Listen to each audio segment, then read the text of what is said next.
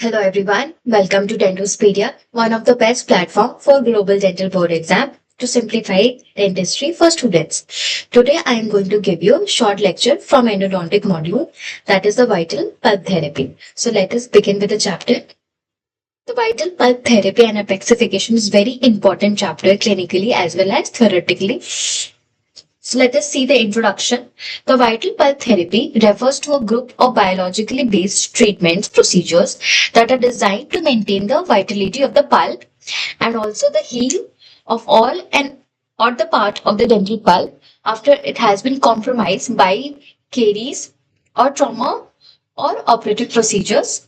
And these fundamental objectives of these vital pulp therapy is the preservation of the pulp's defensive, reparative, and proprioceptive function. So here, the fundamental objective, the main objective of this therapy is to preserve all the important functions of the pulp which has been compromised due to caries, trauma, or any operative procedures, and also while allowing the continued dentin formation and maintenance of the tooth vitality. So this is a complete vital pulp therapy which maintains the vitality of the pulp and functionality of the pulp.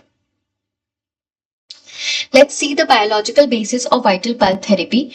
Now we already know the pulp is a specialized connective tissue which is vascular and neural supply, which in a case of any mild or moderate injury results in reversible pulpitis, while the inflammation which is localized and healing is possible. It is known as reversible pulpitis.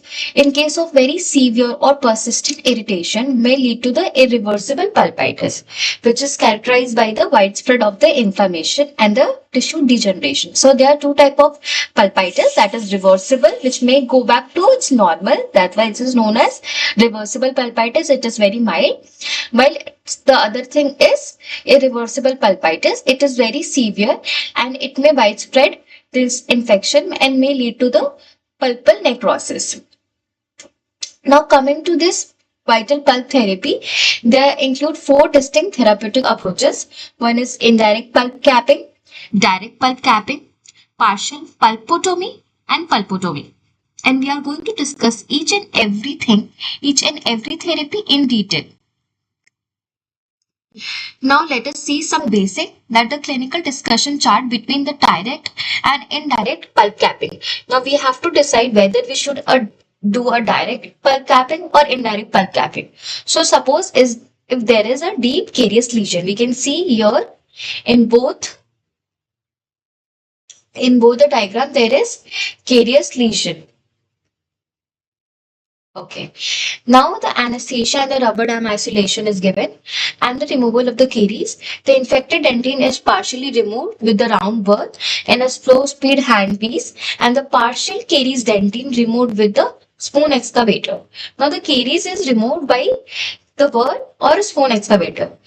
Now there are two conditions. If there is a pulp exposure, right? In case of this diagram, there is pulp exposure, then we do direct pulp capping or civic or partial pulpotomy or full pulpotomy. So in the case where the pulp is exposed, we can see here the pulp is exposed. So we should now do direct pulp capping or pulpotomy.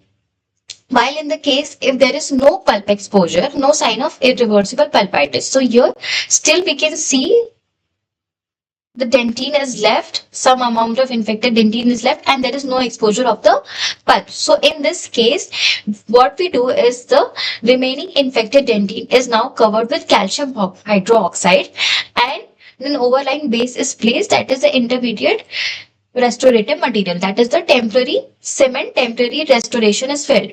Now we have to wait for 3 to 8 weeks, and if the patient is asymptomatic, that is the patient is not complaining of any pain, then again the anesthesia and rubber dam isolation is given and this temporary filling which was earlier filled, it is removed out and carefully the further excavation and the clinically confirm the changes in the color and hardness of the formed dentin. So now we will see after the excavation how the dentin is, how the color changes is, how hardness of the dentin is. If both are normal, then the hard cement of calcium hydroxide is placed and then it is followed by a GIC base, that is a resin modified GIC, which is followed by a composite or the amalgam restoration. So The person is asymptomatic.